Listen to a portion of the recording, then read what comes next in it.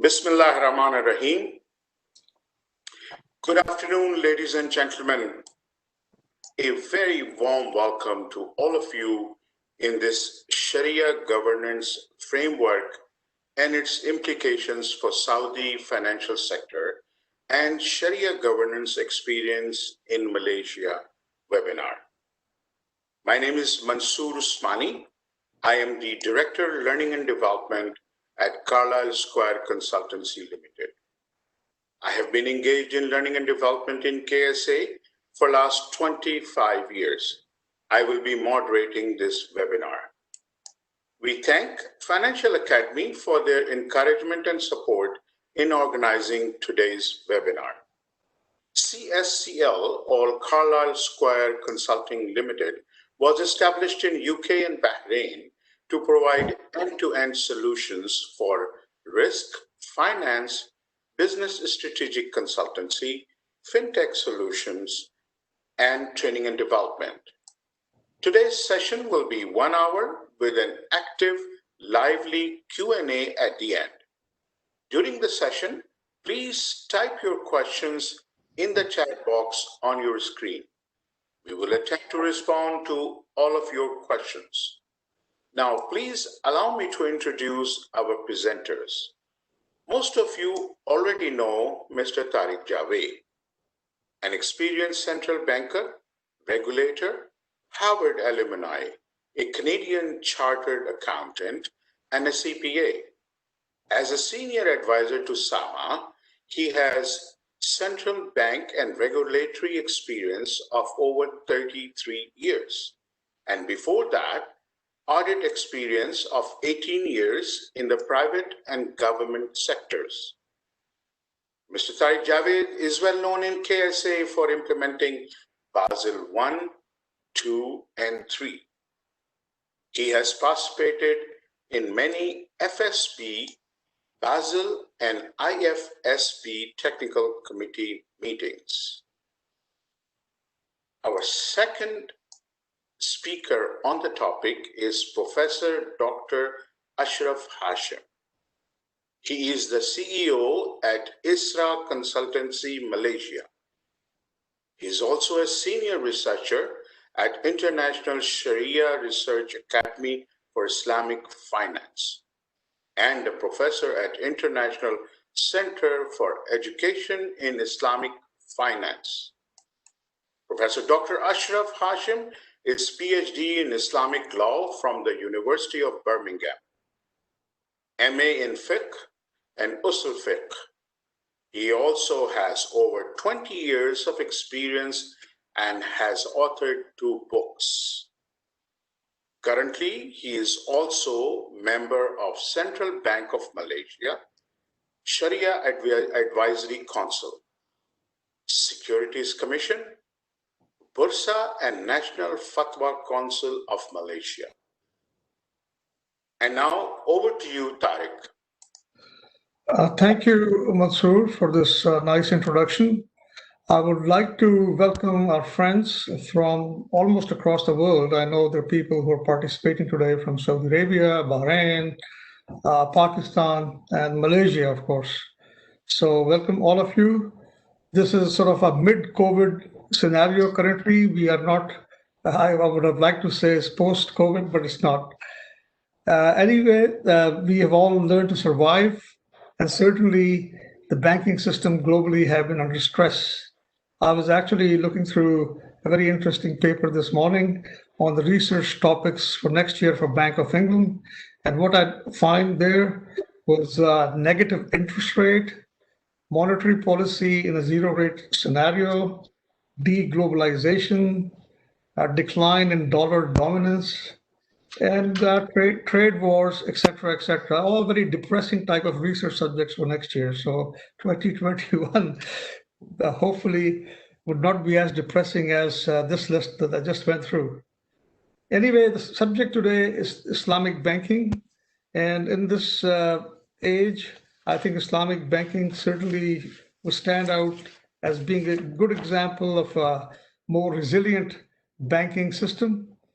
Today, what I intend to cover is give you a history and a background on the Saudi experience in Islamic banking and lead you through some current issues that are faced by the KSA banks and the regulator. And of course, one of the topics today is the new requirements for Sharia Governance Framework, which have been put forward by SAMA early this year. A very quick review of what FinTech and RegTech can do for Islamic banking, and a conclusion. Then, of course, I'll turn it over to Dr. Ashraf Hashim, who will lead you through the Sharia governance requirements in Malaysia. We'll end up with a Q&A session. My session should be around 30 minutes, and I think the professor, doctor will also take similar time. So we expect this presentations to last for about an hour, and then we will have a Q&A at the end of that. Now, let me lead you through the history. The Saudi banking system started from about 1952 when SAMA was created. Before that, there were a few foreign bank branches who had started providing services in Saudi Arabia and some trading houses. But in 1952, SAMA was created. When SAMA was being established, you can imagine that the questions of Islamic banking, although Islamic banking did not exist, the questions were there. There's a story that when the advisors who had to present SAMA's charter to His Royal Highness King Abdulaziz and the cabinet, the issues that he faced was that how does he avoid the use of term bank in SAMA's name, and also what he does with the interest, because that was a very sensitive subject. He found a solution. He called SAMA not a bank, but an agency. So it was Saudi Arabian Monetary Agency. And as far as interest was concerned, there's an article in the 1952 charter that SAMA shall not give interest or take interest. Now that is an interesting phenomena because at that time there was no Islamic banking. So SAMA had to use the pragmatic approach when it came down to actual operations. And they, of course, participated in conventional banking, which existed at that time. In order to avoid the use of interest, they found a very interesting way of dealing with it. The banks that were licensed at that time were asked to not use the term interest, but use the term special commission, both for interest taken and for interest given. So that was one way of solving this issue. Now, in the period after SAMA was created, SAMA licensed a number of foreign bank branches and also licensed two Saudi banks, the National Commercial Bank and Riyadh Bank. And these were the founding banks for the Saudi banking system. But given the period, they were all conventional banks and not Islamic banks. Now, this sort of situation continued into the 60s. In the late 50s and early 60s, there was a sort of a small financial crisis in Saudi Arabia. As a result of that, a new banking control law was introduced in 1966. And while this law was very forward-looking, it dealt with many, many issues which are relevant even today, such as capital adequacy, liquidity, concentration risk, and even leverage, but it did not touch the subject of Islamic banking due to the sensitivity of that. So it was by no means an Islamic banking law. At that time, given that there were hardly any Islamic banks around, even in other countries, so there was no big pressure on SAMA to continue in that mode. Then in 1970, there was a very interesting development. The Islamic Development Bank was founded. Of course, it was owned by all the Islamic countries, but its head office was in Jeddah. And this was, in a way, to start some Islamic banking in the kingdom, as Islamic Development Bank would only offer Islamic products and services. However, it was not a regulated bank by SAMA because of its ownership structure. Also in this period, Some Saudi private sector individuals started financial institutions which were supposed to be on the Islamic mode. These were created not in Saudi Arabia, but outside of Saudi Arabia, and therefore Faisal Islamic Bank and Al Baraka Bank came about. They were registered outside of Saudi Arabia at that time for practical reasons because their source of funding and their investments were mostly overseas. And that was one reason that SAMA did not license them at that time, because SAMA perhaps felt that this capacity to regulate something which existed mostly overseas wasn't there. Now, this situation continued into the early 80s. In the early 80s, you have a situation in which there were many foreign bank branches, there were a few Saudi banks, but they were all working on a conventional basis. However, due to the market demand, some banks like National Commercial Bank and Riyadh Bank started offering Islamic products in the market in the early 80s.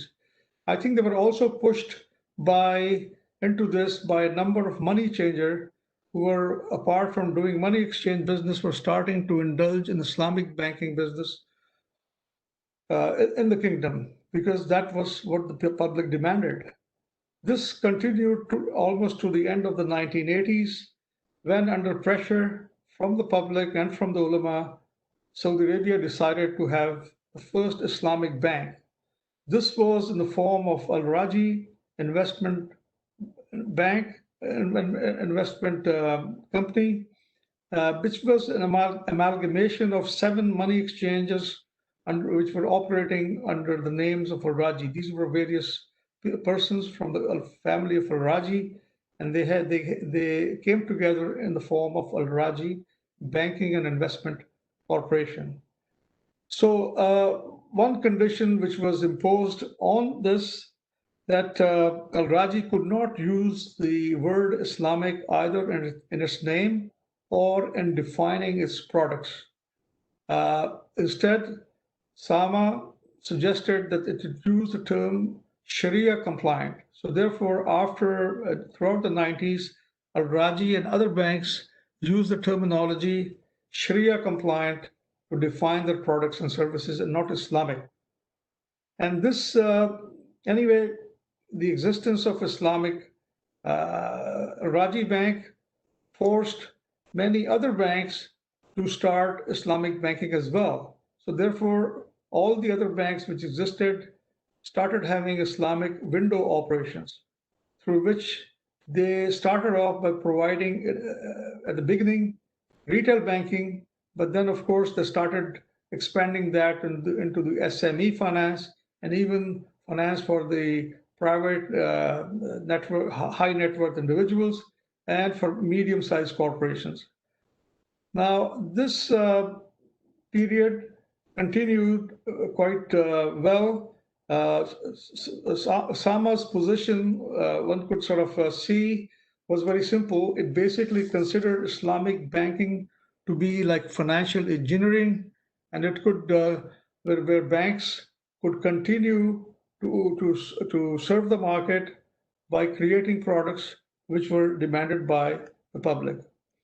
So by the end of the 90s, almost every bank in Saudi Arabia had an Islamic window operation, and Al Raji at that time was the main Islamic bank.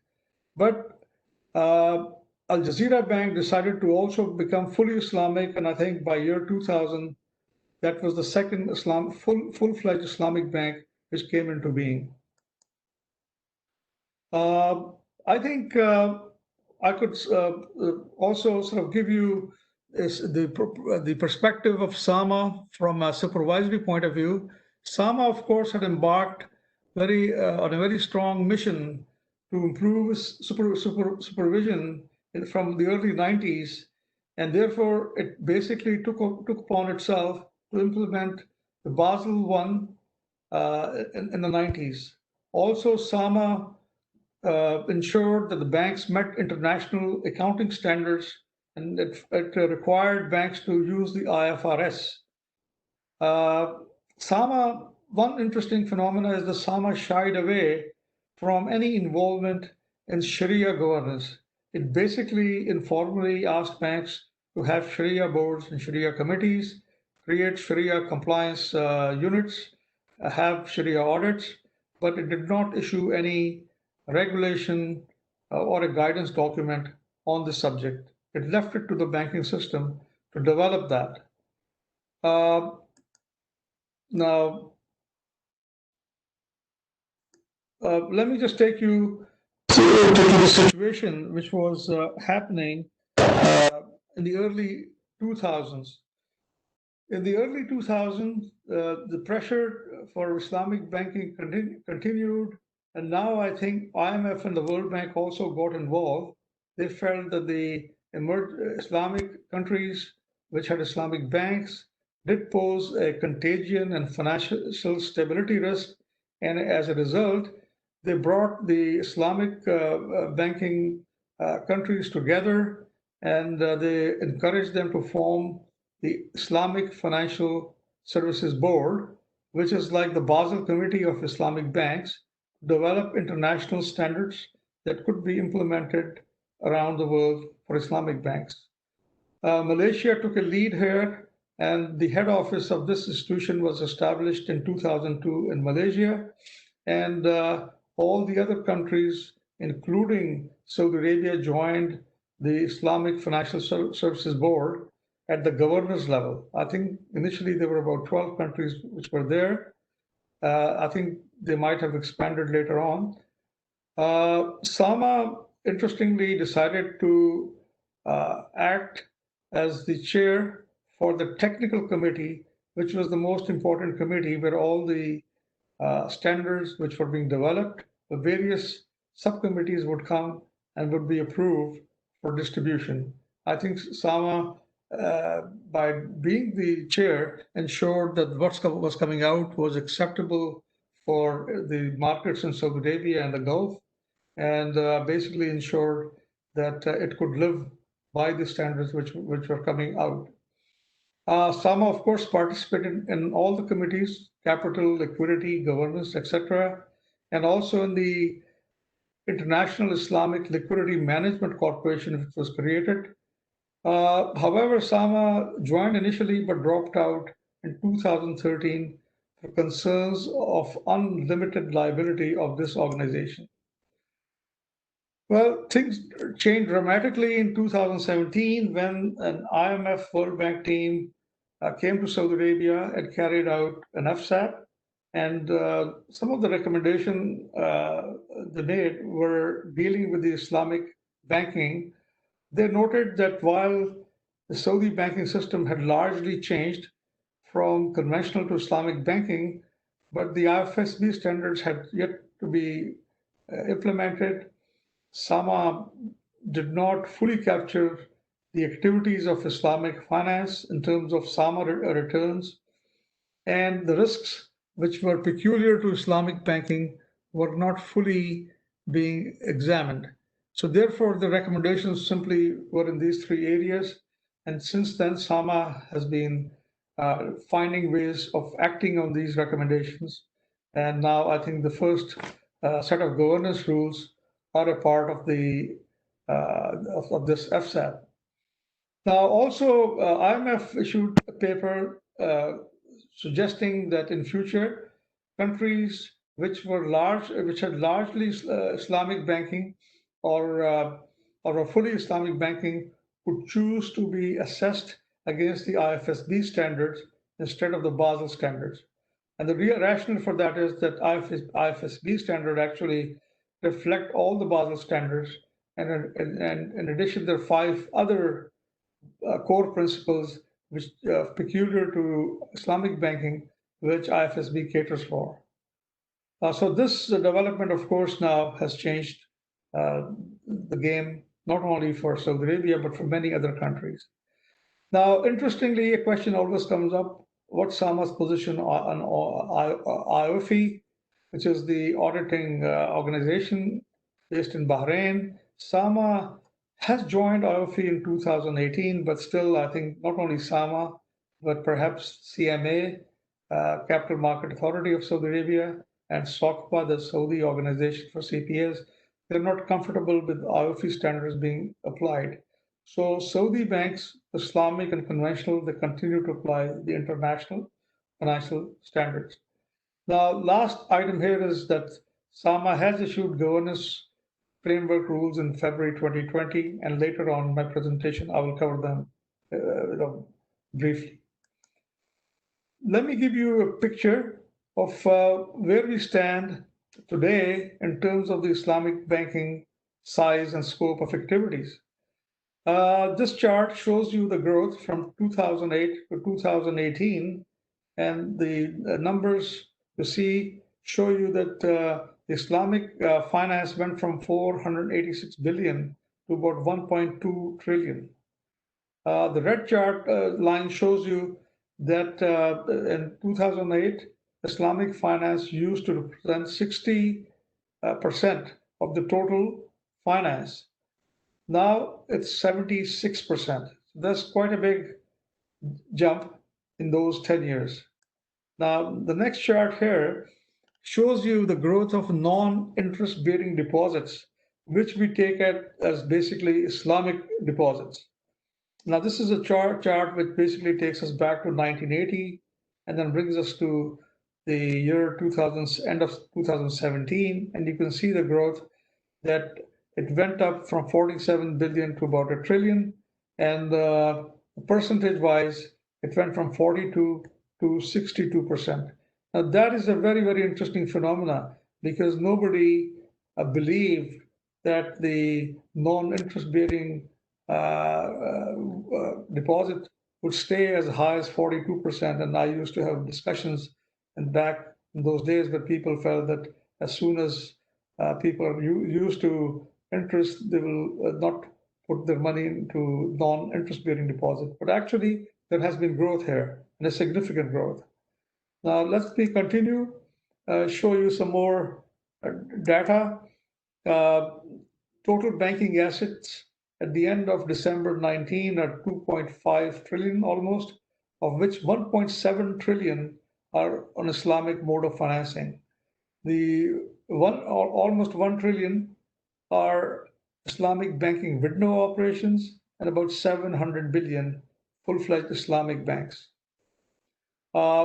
Moving on, here we have Islamic assets by exposure class as of December 19. Here you can see that corporate sector at 564 leads the way, and then retail is about 200 billion, and mortgages has come up very nicely, and now it's 270 billion reals. Other assets are 136. Now here, another chart, which is very shows a lot of interesting information. Volume of Islamic products as of December 19. Tawarruk represents the biggest chunk, 562, followed by Murabha, then Ijara, and then we have installment sales by Ajal at 236. So this gives you a picture of the current status of Islamic banking, the size of Islamic banking. This chart, very quickly, this shows you the percentage of assets by each jurisdiction. I think Iran and Sudan, where they only practice Islamic banking, are leaders. 100% of their banking systems are Islamic.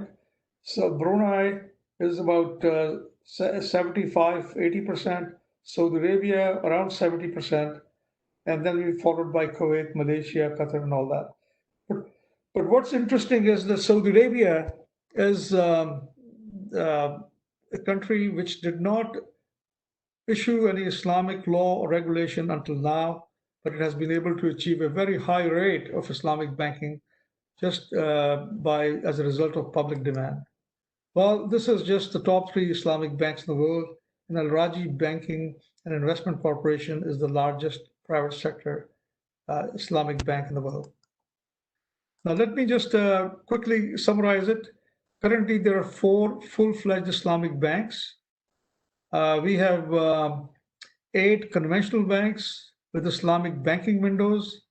We also have 17 foreign banks, of which some, not many, but some are going into Islamic banking, and there's a range of products which are offered, including Tawarug, Muraba, etc., by these banks. And Tawarug and Muraba represent 65%, followed by installment sales, and then Ijara. In addition, there are 35 companies which all offer Islamic products, and they actually are takaful companies. So they're totally Islamic. And we have also 35 finance companies which offer Islamic products. All of them work on the basis of Sharia compliant banking. And finally, there are many APs, investment and capital companies, and a majority of their funds which they offer are based on Islamic principles. So we have a very, very, very good picture here. Now, let me take you to another interesting phenomena. These put current SAMA position on certain issues which are always subject of questions from anyone who comes to the kingdom. The first is SAMA's position on the central Sharia board. I think SAMA has so far shied away from having a central board or committee. It is requiring banks to create those and then operate them and govern them. But SAMA itself has no position or no central Sharia governance. And this is also carried forward in the new rules. International financial reporting standards will continue to be applied. I don't think SAMA or Saudi Arabia is going to move to IOFI. Then there's very limited, people ask questions on the P&L sharing account. We have some banks offering these now, but still there's no recognition of these as quasi-capital account as is permitted in some other countries, that these accounts should be considered as quasi-capital. And also another question always pops up, whether SAMA allows profit equalization reserves. No, it does not, although this is a practice also followed in many countries. Moving forward, I will also share with you the challenges which are faced by the Islamic banks and even SAMA currently. One is the limited number of Sharia scholars that are available in the market. Every bank must have now, going forward, 3, and there's limitation as to how many banks they could be on. So this will put additional pressure on the Sharia scholars which are in the market. SAMA has, of course, Basel applied so far Basel standards, and now is going to also apply IFSB standards. And the question which always pops up, is this duplication of supervision, or somehow SAMA will find a way of alleviating the burden on the banks by gradually implementing IFSB and not doing it in parallel. So I think this is a tricky question. Banks are concerned with that. The other issue is that up to now, there was no segregation of Islamic deposits in window banks. Going forward, they must do it. They should have a separate balance sheet for Islamic funds and a separate balance sheet for non-Islamic funds. The last other question, very important, is there's no uniformity of products and design and documentation. This is because each bank has its own Sharia board, Sharia committee, and there's no mechanism to ensure that their rulings are consistent or they create uniform products. This is something which still has to be addressed. Some additional challenges, I'll quickly go through them as well. The limited number of products and services. When we compare the product services offered by conventional bank against those offered by Islamic bank, there is no question that the number is limited, and that is the constraint which is imposed by the Sharia requirements. It's less innovative, it's less creative, and therefore the Islamic banks are really challenged when they have to meet the needs of their customers. So this is a continuing issue. One of the challenges of all Islamic banks is to manage their liquidity. Again, there's a limited number of tools available to them, and often they have to rely on a special window operation with the central bank, which is based on a Morava contract, which allows them to manage the liquidity. But it is a challenge, still a challenge. One of the issues, particularly in Saudi Arabia, I don't know other parts of the world, is the failure of banks to develop savings and investment products. This has been highlighted as a major area for banks to focus in future, especially under the 2030 program. And I don't know how Islamic banks, because our banks are mostly Islamic now, going to cope with this. Because basically, anytime you do this, you eat into your own non-interest bearing deposit base. And I don't know whether banks have the motivation to do that. Finally, the slow development of capital markets is also attributed to some extent by the fact that our banking system is largely Islamic. And when you do bonds and other instruments, you have to make sure they're compliant with the Islamic principles.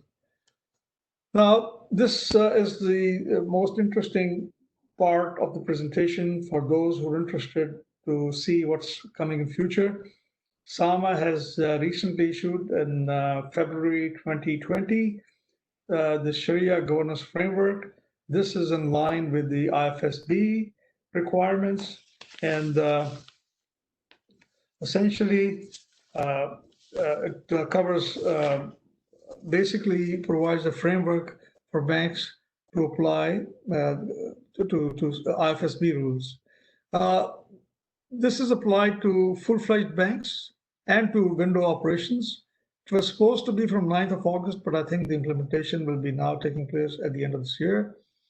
It deals with the subject of Sharia scholars, and it says that a Sharia scholar cannot serve more than 2 consecutive terms in any one bank. And also the other important point is that Islamic banking window must have separate accounts starting, and SAMA has recognized that these 2 items will require a longer time frame so they can be implemented by 31st December 2022. Very quick overview, Section 1, General Requirements. This is the section which basically deals with the subject of Sharia boards, Sharia governance, Sharia committees, and basically provides the rules governing the formation of Sharia committees, how many meetings they have to attend, how many times they can be on the Sharia committee in a bank. So that's the first section. The second section deals with the issue of oversight, accountability, and responsibility. Of course, the responsibility for Sharia governance framework rests with the board, but then the board, once it establishes a Sharia committee, the Sharia committee has to be approved by the General Assembly, and it has to be somewhat independent. This is Section 3. This covers the independence of the Sharia boards and Sharia committees, and their ability to make the rules and have them implemented. And there's a provision in this section that if the Sharia committee finds that their independence is being hindered, then they have the ability to go to SAMA and complain to SAMA about it. Section 4 deals with competency. Just like other areas, the Sharia scholars or people of the Sharia committee have to be competent, and they must have the education and the skill sets which is required to make them a sound and fit Sharia board member. So this is something which has been introduced under these rules. Confidentiality and consistency. This is also a very important area. The Sharia board members must maintain confidentiality, although they may be on 2 or 3 banks at the same time, but they cannot take information from one bank and use it in the other banks. That is an important point which needs to be dealt with, and rules deal with it. And then, of course, here we're talking about a section which says that whatever the Sharia committee does or the Sharia managers do, they have to meet professional ethical standards. They have to have a system of documentation of their decisions, and this system should be comprehensive. and it should provide a way of looking at each issue that they have dealt with in terms of their judgment and also of consistency, that they have to be consistent in making their decisions. This section here deals with the establishment of the governance framework in terms of a Sharia compliance function, a Sharia internal audit function, uh, also to create a research function dealing with Sharia, and so on and so forth. So this is basically the organization structure has dealt with in this one. And the last item is aimed at Islamic banking window operations. The main requirement here, as I spoke earlier, is that the assets of Islamic assets, funds will have to be segregated in future. And also there's a need for the banks to prepare on a monthly basis an Islamic financial statement for providing to SAMA. And then of course, once a year, that will also be disclosed with the set of normal financial statement. Now, before I move from the section, this is the first set of regulations SAMA has issued since 1952, which deals with the subject of Sharia governance. Now, also, this is a forerunner for other regulation, which I think are in the pipeline. They will be definitely dealing with Sharia compliance risk and also special risks. And then there'll be, of course, other rules dealing with perhaps liquidity, dealing with how ICAP, ILAP has to be done. Now, moving along, let me take you very quickly to the FinTech and RegTech area. Here, my pitch is just a generic pitch. FinTech and RegTech is important for conventional bank, but I think it's equally these days important for Islamic banks because they're subject to the same risks when it comes to technology. Cybersecurity is definitely a risk. Money laundering and also money laundering and sanctions and all that also require a very big investment in technology.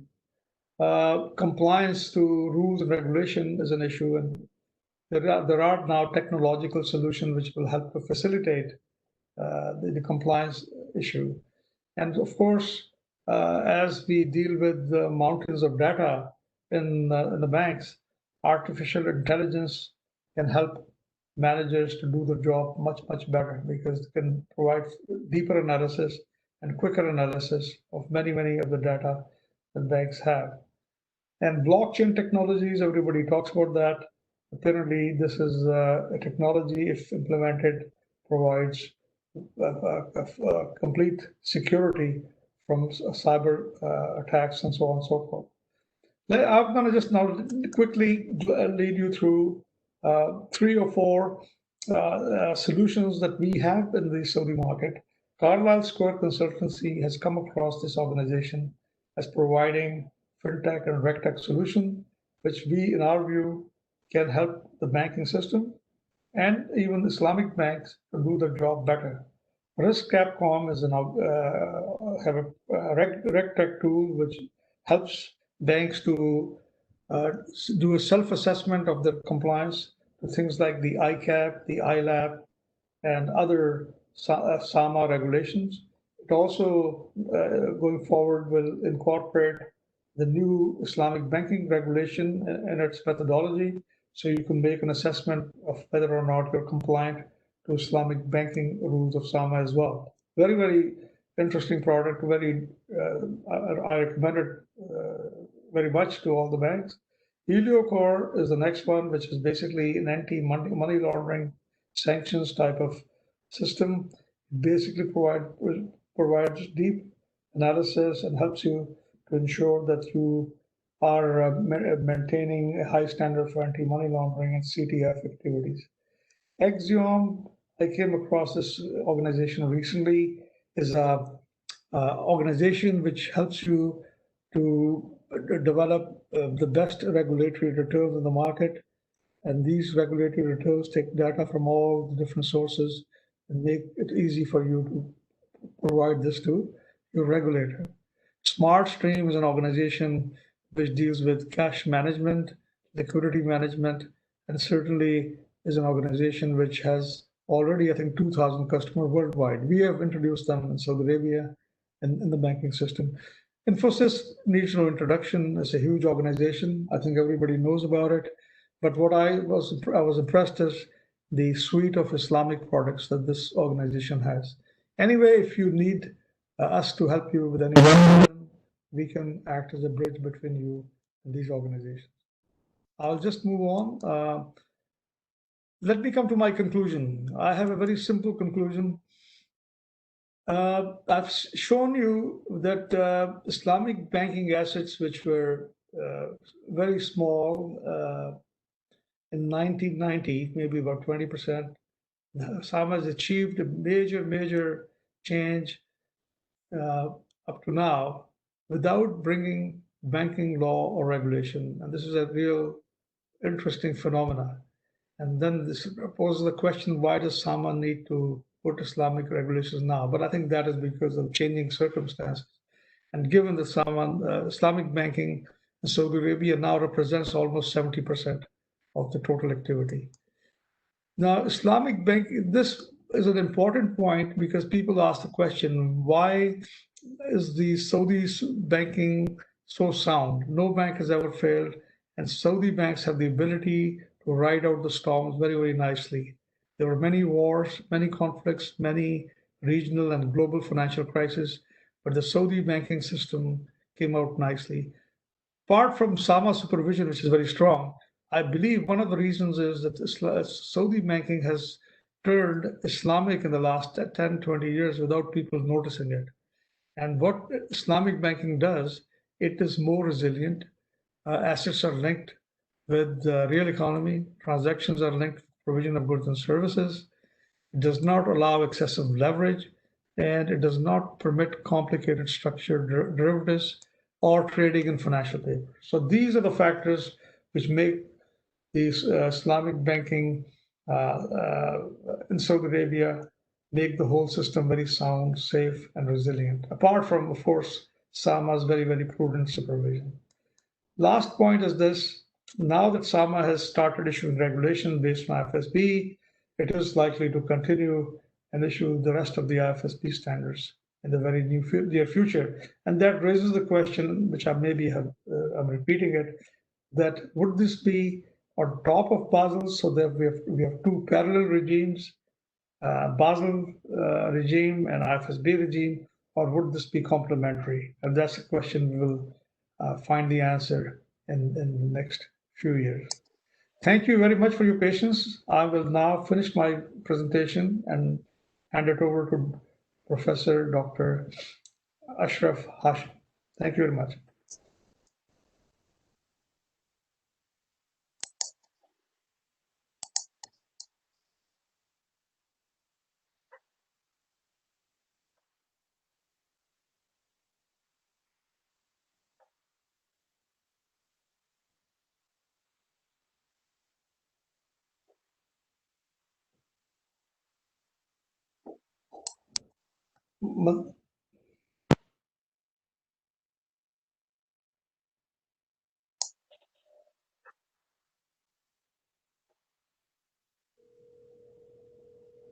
Professor Hashim, please unmute yourself.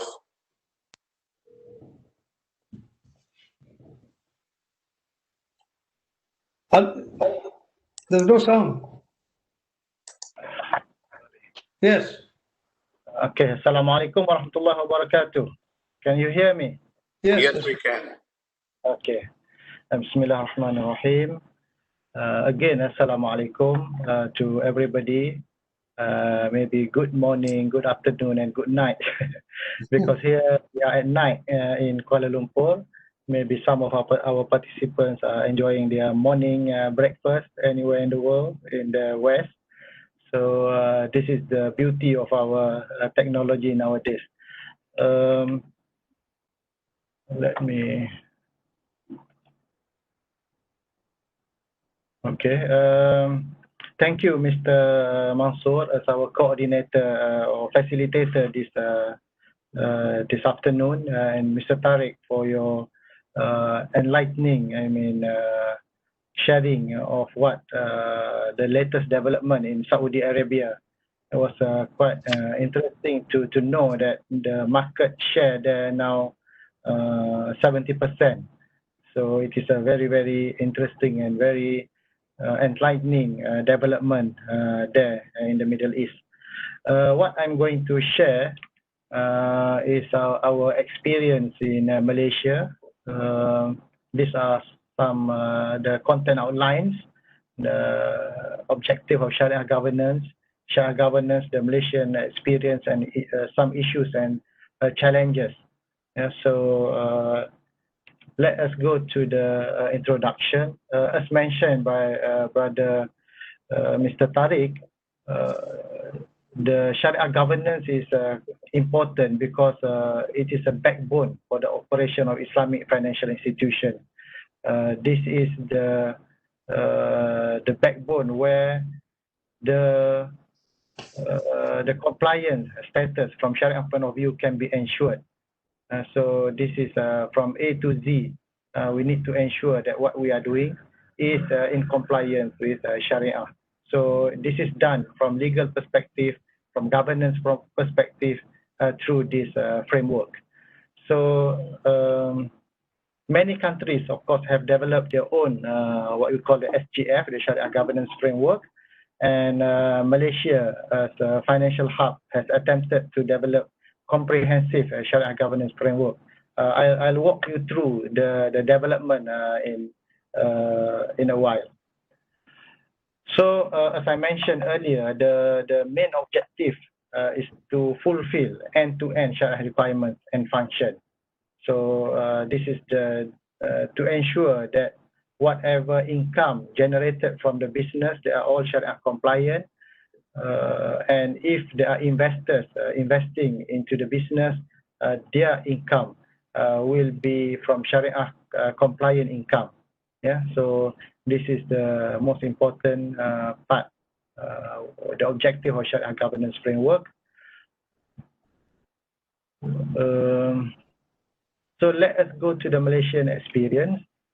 Before we start about the regulatory framework, I think Malaysia is a multi-cultural and multi-religious society. Of course, the majority of people here in Malaysia are Muslims, but we are not a big majority.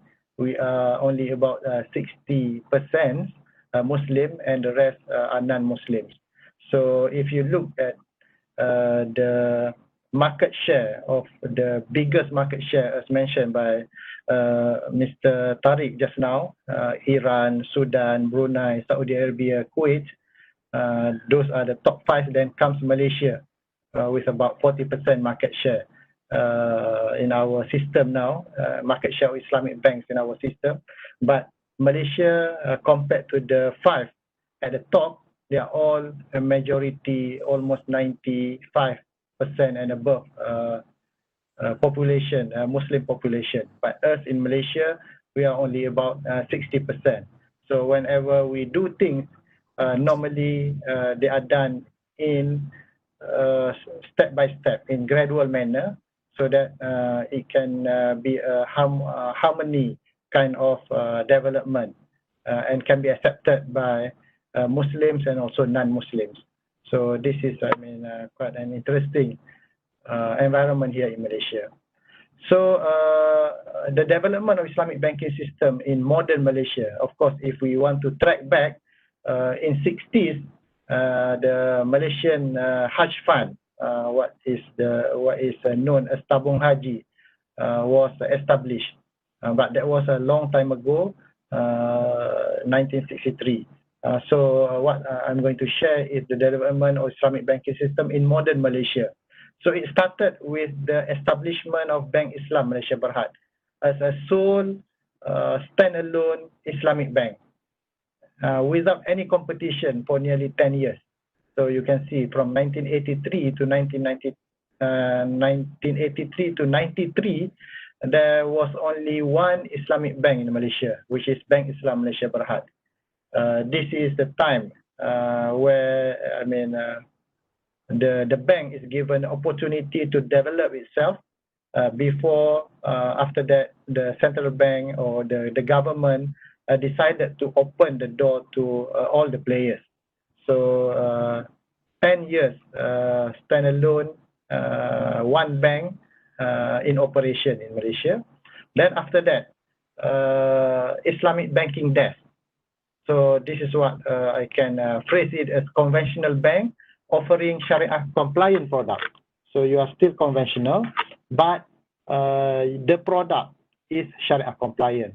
So you don't need to have a separate entity. You don't need to have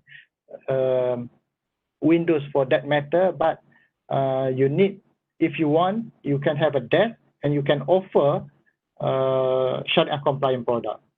For example, home financing, which is based on a Sharia compliant contract. So this was the second step taken, and quite a number of banks offering that or taking this approach in the beginning. Then after that, the establishment of Islamic Banking Windows. So this is what I can call bank within a bank. So the most important is that Islamic Banking Windows is technically, even though it is not a separate entity, but technically from accounting point of view, from asset and liabilities point of view, from everything, it is like a separate bank within a bank. So the firewall is there to ensure that no fund mingling between the conventional and Islamic, so on and so forth. So quite a number of banks, I think almost all conventional banks, they are opening up their Islamic banking windows because of the people, they want it. Particularly the Muslim people and also non-Muslims. It is quite interesting to share with you that the customer of Islamic Bank in Malaysia, many of them, or maybe the number in terms of the assets and liability, more non-Muslims are having Islamic banking accounts with Islamic banks, because of the added value that we are offering. And then after that... Professor, I'm sorry, I hate to interrupt you, Professor Ashraf. Yes. Your presentation is not in full presentation mode. You are showing the next slide on the screen at the same time. Okay. So let me stop the share first. Good for you to remind me. Yeah, because just go on the full slide share mode. Okay. Full presentation mode, please, Professor. Yes, let me go again. Let's go to now. See. There you go. So now, is it okay? Yeah. Previous. It's not okay now. It's showing the next animation on the right. Maybe if you intended that. It's totally up to you. That's I'm good. not sure. But here you can see it. Yeah. So, no, this is fine, but you have to go slide by slide. Yeah, the animations disturb us, no need for animation. The most important is that you can see the slides. Yeah. So I continue that then the Islamic banking windows coming in. Then after that, the Islamic bank subsidiaries.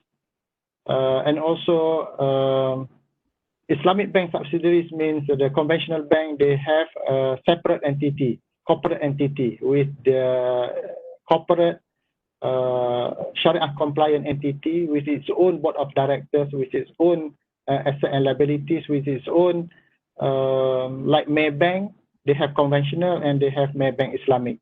And I think almost all our conventional bank, they have their Islamic bank subsidiaries. Yeah, so this is where we are now. And Islamic bank subsidiaries, added to that are the Islamic banks, which are, independent from their parents also here. So we have about 40% market share, and we are moving towards,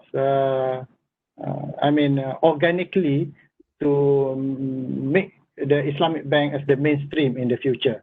So hopefully we are going to achieve 75% in the future and more than that.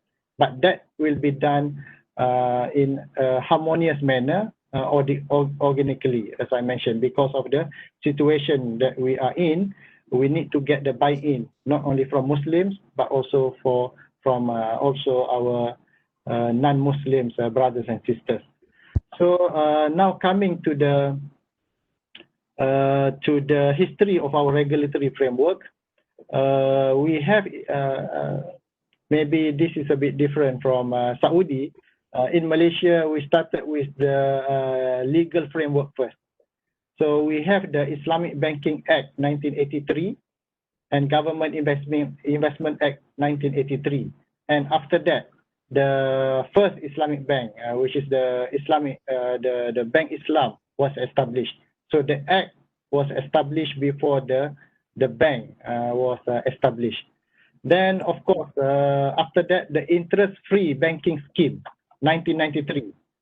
If you see here, the interest-free banking scheme, 1993, is the regulatory framework that provide avenue, as I mentioned earlier, for conventional bank to offer their Shariah compliant product and to open windows as well. So that was in 1993. With the introduction of that regulatory framework, interest-free banking scheme, a number of conventional banks start offering Shariah compliant products. Then after that, the Securities Commission 1993 Act also was established, and then Banking and Financial Act in 1989, and then Bank Negara Malaysia National Shariah Advisory Council was established in 1997. So and then Islamic Money Market Act 1994, and as you can see, I mean, just to highlight, the Central Bank Act of 2009 is a significant act in Malaysia, where it gives quite, I think I would like to highlight two things. Number one, it really gives the footing for Shariah Advisory Council at national level, whereby all the Shariah matters, even though by the court, I mean, the judge should refer to this Shariah Advisory Council of the central bank for any Shariah issues. So it was quite interesting, and from there we have quite a number of cases referred to get the view, which is an obligation for the judge to refer to on Shariah matters. So just don't get me wrong. We are not. It was quite a debate here in Malaysia whether the SAC or the Shariah Advisory Council now becoming a judge in the court. No. So we are separating the view on Sharia and also the fact of the case. So, for example, for a murabahah transaction, the judge will ask the Sharia Advisory Council what a valid murabah transaction must fulfill. So, without looking at the fact of the case, we will outline the valid. This is just for example, Sharia murabahah. The valid murabahah when it fulfills A, B, C, D, and E, for example. So the judge, based on that view, will apply that view on the case before him. So he will make decision whether the case is Sharia compliant or not Sharia compliant. So it is quite an interesting move by the Central Bank Act of Malaysia. And also with that, it gives also a kind of standardization between the banks. Before that, each bank, of course, they have Sharia committee, and Sharia committee will have their own Sharia opinion that might differ from one bank to another. That we continue to allow. To some extent, there are some kind of standardization. I give you an example. For example, the promise. Some of the banks, they accept, some of the Sharia committee of the bank, they accept bilateral promise. some of the banks, they do not accept bilateral promise. They just accept unilateral promise. So it is quite difficult for if there is agreement to be concluded by those two parties because of their Sharia opinion. So in that matter, Sharia Advisory Council gives its opinion, and it is an obligation for all to follow that opinion. Of course, the standardization will not come with, it will not be so rigid. So there are quite a number of room for innovation, for flexibility, but at least the basis will be almost the same for everybody to adopt. And then in 2013, we have Islamic Financial Services Act 2013. This is the act that combined Islamic Bank and also Takaful in one act.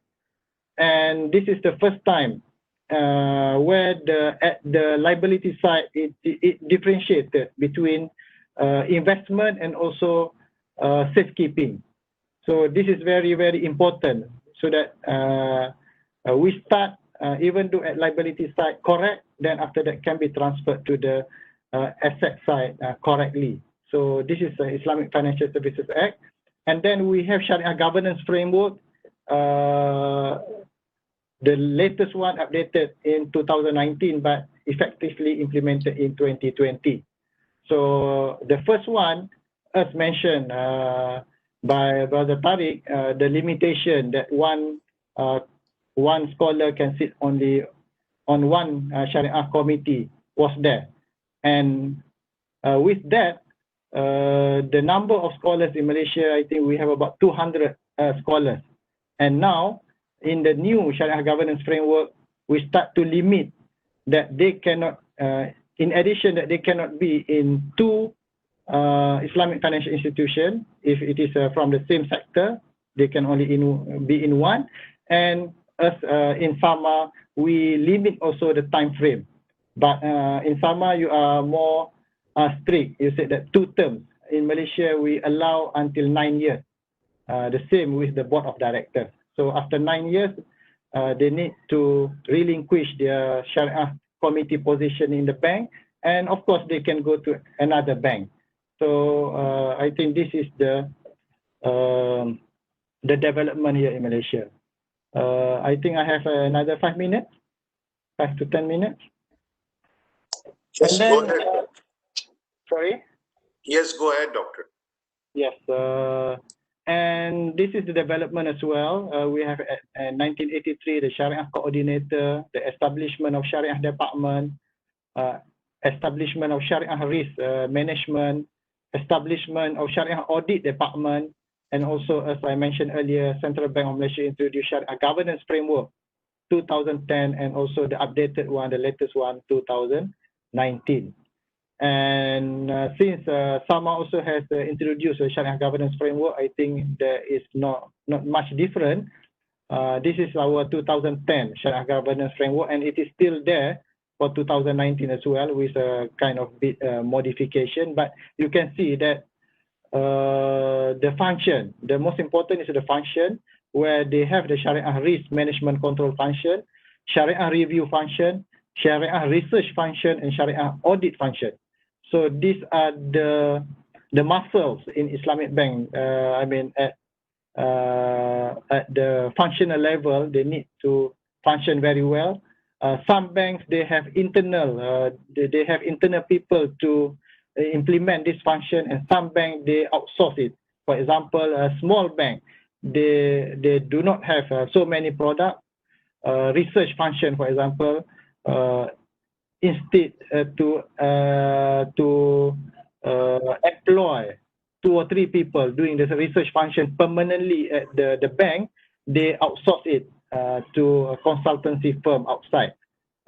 So this can be done. I mean, even Sharia audit, they have internal, they can outsource it to external. And for Israel Consulting, we have in our record doing Sharia research function for quite a number of banks, and also Sharia audit function for quite a number of Islamic financial institutions. So, and then the management and the board, Shariah committee, all the functions are there, outlined very clearly. And more important, the latest Shariah Governance Framework that gives the responsibility and liability to the board as a highest body, even in Shariah matters, to take the liability and responsibility. But of course, in executing their function, all this they need to make sure that all the functions are working properly. Otherwise, they will be liable at the end of the day.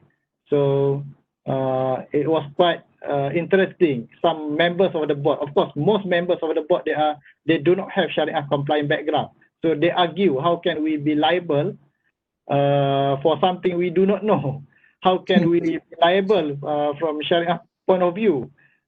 So the most important, you are liable if you do not make sure all the functions are working properly. But if you make sure that all the functions are working properly, still there are some mistakes. So the level of liability and of course responsibility will be different. So now Shariah matters are taken very seriously by the board of directors of each bank. Even in Malaysia, each and every one of them, Muslim or non-Muslim, if they are sitting in the board of directors of Islamic Bank or the board of directors of the parent companies, they are obliged by our central bank to undergo a Shariah program. So at ISRA, we are conducting this, and we have trained about 160 board of directors, Muslim and non-Muslim, on Shariah issues. So we have about 160 also need to undergo the training after this COVID-19. So next month we will have another training also in November and also up to 2021, inshallah. So it is very, very serious. You are in the board, you are Muslim, you are non-Muslim, you are responsible and you are reliable. You take the liability as well. So after that, I think I do not need to go into this. So this is the Shariah Governance Framework 2011, and then the Shariah Governance Framework 2019. And of course, the Shariah Governance Framework for the whole operation of IFI, as I mentioned earlier. Then this is my last slide, the issues and challenges. Of course, when we talk about the Windows, the injection of capital to subsidiaries from Shariah point of view. So we have, at ISRA Consulting, we have some experiences assisting some regulators, for example, in Tajikistan, in Maldives, now in another country for their sovereign sukuk. These are some issues highlighted by the public and also by the scholars. Can the Islamic banking window or a subsidiary taking capital from their parent? Of course, they are the subsidiaries. So most of the capital will come from the parent bank. Of course, the parent bank is a conventional bank that deal with riba and interest. So we have, I think it is not the forum here to discuss further, but we have very strong justification that it is allowed. Of course, when we say it is allowed, we do not mean that the practice of riba is halal. It will remain haram. Whoever practices it will make, I mean, that is wrong. But once the money is transferred to anybody else, including the subsidiary, the money is halal to be deployed for any businesses. And then number two, to ensure firewall of the system is maintained. So this is also very, very quite a bit tricky, but it is a must, as I mentioned earlier. No fund mingling, no money flow or trail. And then the enhancement of knowledge to ensure all frontliner in the financial institution are well enhanced in updated info of Islamic finance. So I'm not sure in Saudi, but in Malaysia, we quite a number of banks where they have the parent banks, conventional, and their subsidiaries or windows, Islamic, they are working on leverage banking model. So for leverage banking models, they have their own challenges. But this is the most effective way of doing business. We have in our history, some banks, they have two entities. Even the color of the bank, if the subsidiary is Islamic, the color is, for example, green. The parent company, which is conventional, the color is red. But along the way, they found out that it is not competitive because for everything they need double. The system is double, the manpower is double. So they are coming back to leverage banking model. But how to make sure the Shariah compliant, even though they are operating on leverage banking model? And bank within bank model, how because this is the leverage banking model is effectively bank within bank model, where the operation and cost are more efficient. And then the efforts, now this is where we are now with 40% market share. Quite a number of big banks, even though they are conventional, they are introducing, for example, the Islamic first approach. So whoever coming to the bank to ask for financing, they will offer Islamic first, regardless of the client is Muslim or non-Muslim.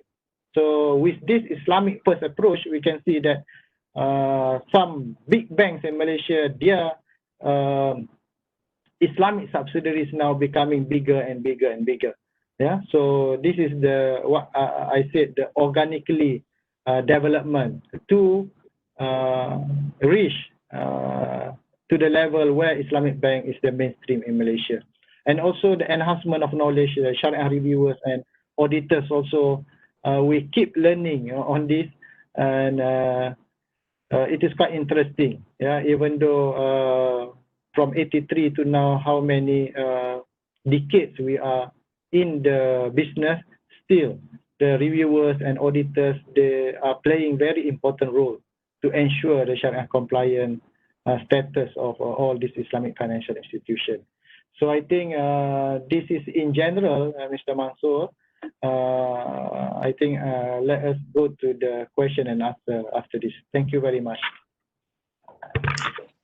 Thank you very much, Professor Dr. Ashraf. Thank you, Tariq, for the enlightenment. And I have a list of questions here. I'm going to start off with the first question I have from Anand.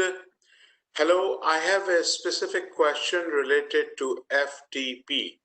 Currently, banks in KSA have one FTP center which handles both Islamic and non-Islamic transaction.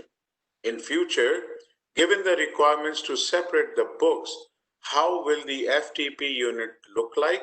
Will there be two virtual FTP unit, Islamic and conventional, within the bank? Tariq, would you like to take that question? Well, that's a very sort of detailed question dealing with the organization of the bank. Yeah, FTP, if I understand, means financial transfer pricing. I think this is a technical question. If I was the CEO of any bank, and if I was confronted with this situation, I will definitely have to look deeply into the fact that financial transfer pricing transfer model, FTP, have adopt both to conventional banking and to Islamic banking. And certainly if the requirement is to separate the funding sources and the utilization of funds for the two types of banking, then it has to be addressed. It doesn't have to be a massive change, but it has to be a change to make sure that we can conform with the Sharia compliance requirements. Mr. Farid, can I add a bit? I mean, I'm not sure in Saudi, but in Malaysia, we have this issue of the price sensitivity.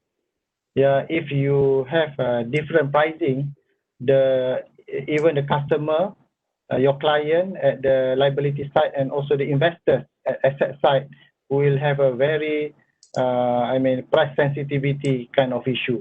So we need to tackle this very diligently. But on paper, I think we have the opportunity. We have the opportunity at Islamic Bank, because at our liability side, we have quite a number of contracts. We have COP, that we do not need to give any return to them. I think this is what you have a lot of your current accounts having account based on cost. Technically, zero cost of financing on the bank. So you can transfer debt with a good financing rate to your client.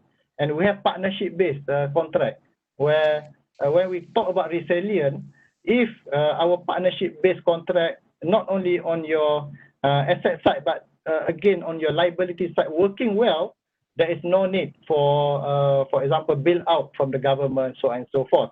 But still, if you ask me, it is not 100% perfect at the moment. But here in Malaysia, we start doing that. A lot of account now, even at the liability side, we start to have the mudarabah current account, for example, mudarabah saving account, for example, where it is not guaranteed. It is a real investment as subscribed or described by our Islamic Financial Services Act. There is no deposit guarantee by anybody, so they will take the hit. So it is quite a big, transformation at the liability side. Once it is done in a perfect manner, I think the FTP, we can have a separate one for the Islamic, which is more attractive to both the investors and also the clients at our side. Allahu Alam. I just meant that we haven't reached the detail and complexity that you have. At the moment, almost all retail banking is basically Islamic and is based on Murabha and Ijara contracts. And only in the area of corporate banking, we get into the issue of conventional versus Islamic. And there, I think banks have found a way of dealing with it.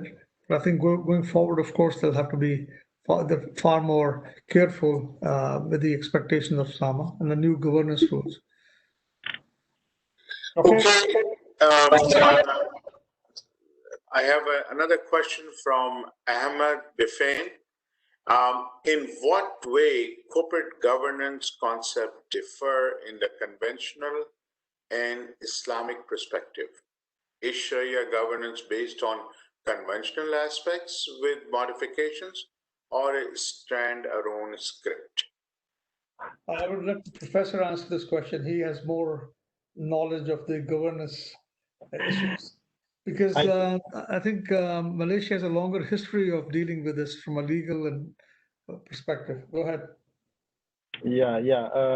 You may add later on, but the corporate governance, is the mother, and we inbuilt in the corporate governance, of course, the Shariah governance as well. So it needs to work hand in hand. Both of them are equally important. The corporate governance are there, but for Islamic financial institution, we add in the Shariah governance. And as I mentioned earlier, it is not, when you put it together, it is not something which is separate from the corporate governance. And therefore, as I mentioned earlier, within the ambit of the corporate governance as a whole, the board of governors still taking the liability and responsibility, even though this is what I'm talking in Malaysia, even though the matters are Sharia matters. So it is really, blended together with the corporate governance. Yeah, and I would add, just in Saudi Arabia, we have banks subject to SAMA's corporate governance rules, which have been there for a very long time, and the Capital Market Authority governance rules, because all banks are actually companies as well, listed companies.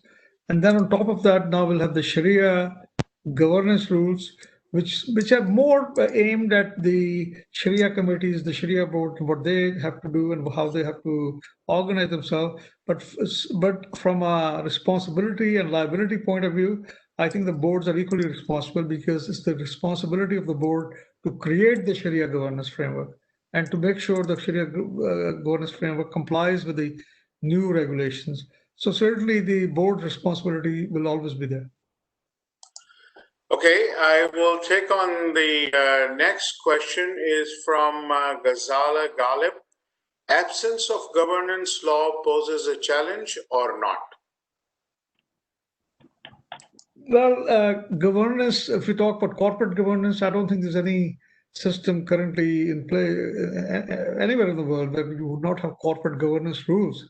That's the starting point for any sort of responsibility for the board and management, so on and so forth. And they are spelled out in quite detail, I think, in most countries. But when you talk about Sharia governance, that's the area which is evolving. And this is where SAMA has just, for the first time, taken a step. Other countries have also, some have Sharia governance rules, some don't have Sharia governance rules. But again, I'll let the professor answer this question.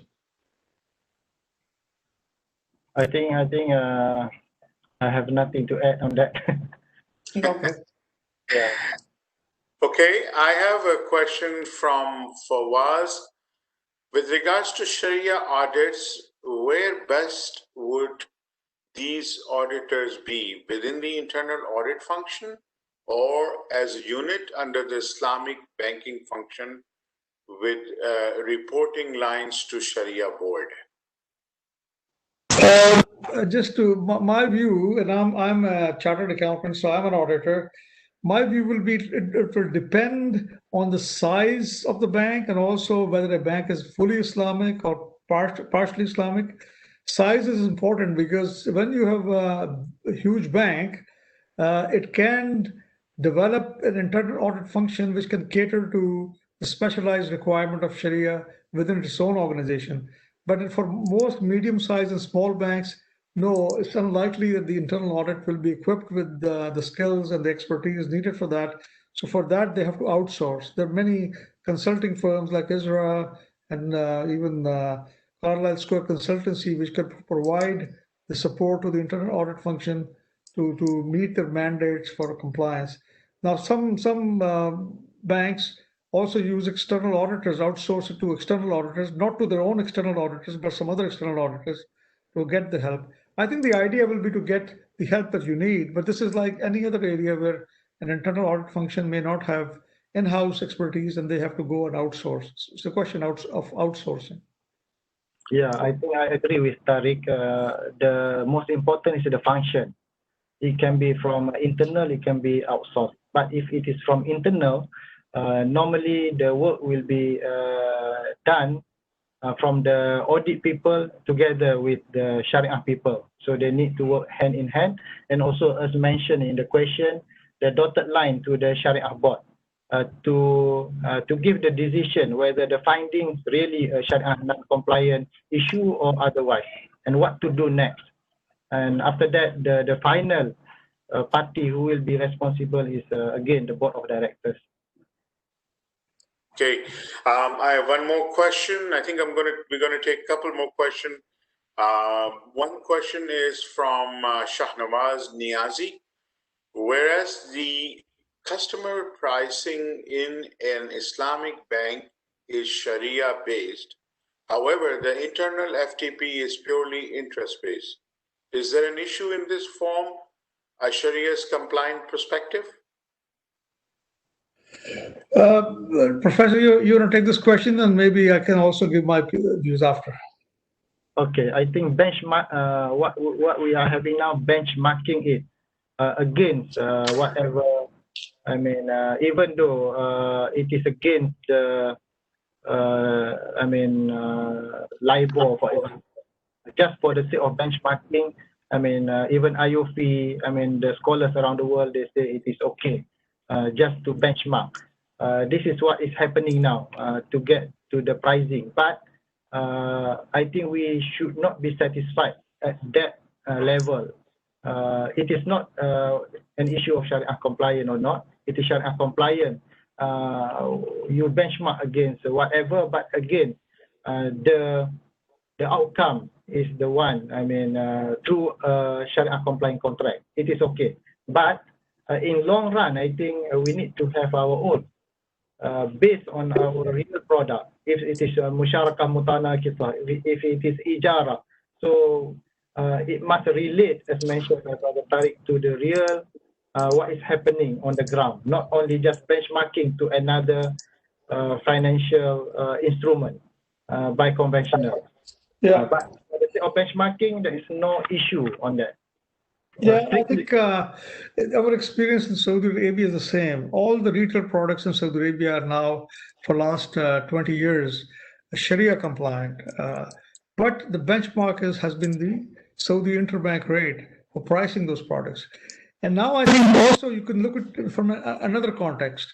As we move away from SIBOR and LIBOR, and we are coming up more and more frequently with the concept of a risk-free rate, which is being espoused by central banks. So it means you have a zero rate, as far as very close to zero rate for risk-free. And then you add on top of that the credit risk margins that you want to add, the profits margins you want to add, and other risks that you build in. So each product will reflect risks as opposed to just interest rate. Interest rate will be more or less very close to zero, I think, in most cases. So basically, I totally agree that benchmarking is needed. We will continue to do that. Now, how we fine tune that benchmarking is the real question. Can Islamic benchmarking be any different from conventional? That's where the challenge is. Okay, questions are coming. We're running over time, but I think if it's okay with you and Tariq and Professor, we can continue. There are two more just came in. One came from Zulfa Abdul Kareem. Islamic banking, to which department should it be reporting? Does it need to be one department or separate the product from the control? Maybe. Tariq, you want to start first? Yeah, I think it would again depend on the size of the organization. In fact, in SAMA's new rules, they say there should be an Islamic banking department. But I don't think you can really make it a mandate, because if a bank is very small, it's just starting business, it would not have an Islamic banking department. But as it grows to a certain size, then the expectation is that it has an Islamic banking department. And that Islamic banking department then helps all the other segments, the corporate business, the retail business, the investment business, in terms of giving them guidance, monitoring their activities, and do whatever is tasked with it. So I think that's the way organization will function. But large banks with Islamic window operations do have Islamic banking units. And basically, but an Islamic bank which is totally Islamic, it does not need to have an Islamic banking unit. It's fully Islamic anyway. So depending on the size of the bank, on the setup of the bank, if it is a subsidiary, the reporting line will be to its own board of directors.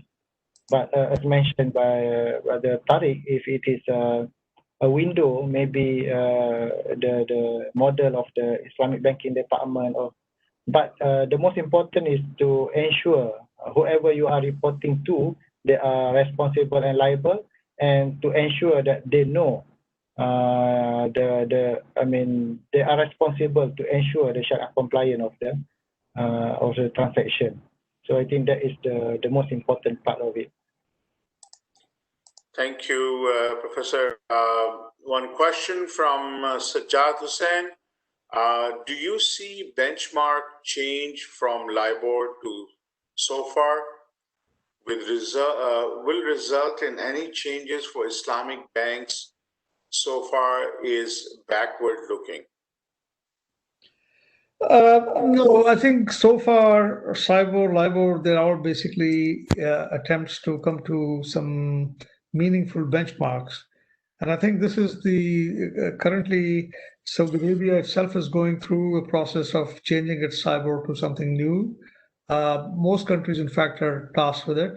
And I don't see any major change when it comes to pricing of the Islamic banking products and services. They will continue to be benchmarked against something like SIBOR or LIBOR or whatever comes out. The question in a way deals with when we move away from SIBOR, what kind of a benchmark it will be. There's still debates and discussion taking place there. Sonia, so far, others, and I think only time will tell. I think maybe another 12 months, because I think it's 2021 that you must have a closure on this debate, because international agencies are given up to the end of 2021 to come up with replacements. So we are expecting that, but I don't see a major change or shift in how Islamic products are priced. We'll still continue to use some benchmark. The same debate here in Malaysia as well. Yes. Okay, I think we're gonna take one last question, and that is from Samir Farhood. Unfortunately, Sharia compliant banks are unable to standardize any agreement unless SAMA plays a big role in that and forces a standard agreement among all Saudi banks. Why that is not implemented? Well, Samir, if you're talking about the Saudi system, I can already tell that these kinds of agreements are discussed. I mean, at least you are, I know, part of the Treasures Committee. I used to be part of that. And they used to have the Islamic ISDA agreements, Islamic customer services agreements, which used to be debated, discussed, and prepared by the Treasures Committee. And I know that SAMA used to basically, after the discussion was over, always used to issue a very two-line regulation, will say, as approved by the Treasures Committee, this agreement is also approved by SAMA and should be implemented. So I think this kind of a practice is likely to continue when it comes to certain types of agreements. SAMA does not impose, it allows the market to come up with the best solution, and then basically it approves it. And I think that also, in a way, reflects the trust that SAMA has on the market participant, that they would not be developing an agreement which favors them too much, and it will be fair to both bank and to the customer. And historically, that kind of situation, as far as Saudi Arabia is concerned, has worked, and hopefully it will continue. Maybe the environment is a bit different in Malaysia, where we have the Shariah Advisory Council at national level. And you have a Sharia Advisory Council, we don't. And just to share the experience, I'm not promoting it or otherwise, but in Malaysia, the Shariah Advisory Council issues standard, just like IOFI standard, but it is IOFI standard, of course, it is not binding. It is a best practice for unless you make it binding. But in Malaysia, of course, we issued 14 standards, which is binding to all Islamic financial institutions to follow. We have 14 standards, but based on product level. So we have standard on Rahan, standard on Murabaha, standard on Mudarabah, standard. I mean, we have 14 standards. And just to introduce, I mean, the standards is a bit, it gives standardization where all the clauses that need standardization is marked by S, where everybody should be the same on that matter. But many other clauses in the standard itself is marked by G, which is only a guideline. So the bank can be innovative in those G kind of clauses. So it provides standardization at the same time also provide flexibility to create innovation, to promote innovation among the banks. So this is what happened in Malaysia. Thank you, Professor. I think we're going to wrap it up. I'll request both of our esteemed speakers to give us a 30-second wrap-up comment, please, before we conclude this. Start with you, Professor Ashraf. You want to give a wrap-up comment, please? Thank you very much. I think the Islamic bank relatively is a new kind of industry compared to conventional banking. So we are not satisfied where we are, but we need to do whatever we can do now, and we need to develop further so that later on, inshallah, it will be seen as a good. It is not an alternative, but it is the best system. I mean, to be based upon. So I think a lot to be done by everybody. We just started somewhere.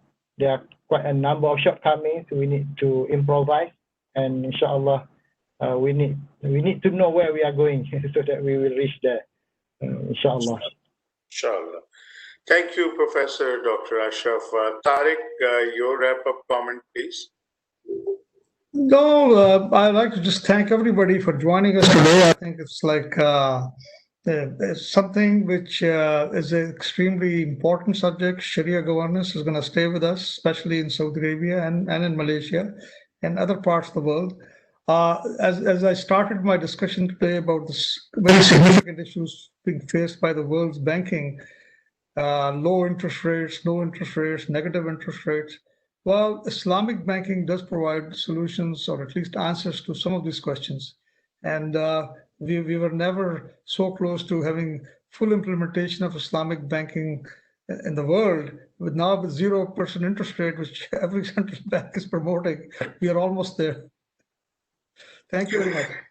Thank you, Tariq. Thank you, Dr. Professor Ashraf. Thank you, ladies and gentlemen, for spending this time with us. I know there are many other questions and queries and discussions on the topic. Like Tariq said, Islamic banking, after all, might be the default banking that will take us there with the current COVID crisis. Questions will keep coming. Thirst would not be quenched. The time will end. I just request all of you to stay tuned to Carlisle Square Consulting website. I have posted here the feedback email. Please send us your recommendations, your feedbacks. It's only based on that we can improve and do what we are doing better. Until next time, stay safe. And we will see you soon, inshallah, in some of our courses or webinar. Dr. Ashraf, I know it's late for you. Good night for you. Good afternoon for everybody in Saudi Arabia. And Tariq, you want to add the last word, please? No, I just want to say thank you very much again, Dr. Ashraf. It was a pleasure. We haven't met physically, but I think through the web, it was a very good introduction. And I really enjoyed your presentation. I think it was very deep. And what also struck me is that how Malaysia has a long history of having legislation, regulation, rules dealing with all the subject, whereas in Saudi Arabia we have just started. But we are ahead of you in terms of the overall things. And you explained the reason why we are ahead, because of your diversity, as opposed to Saudi Arabia being. And the Saudi market is totally demand driven, as you can see. Thank you very much again. Yeah, surely we learn from each other, inshallah. Thank you very much. Thank you very much. Good day.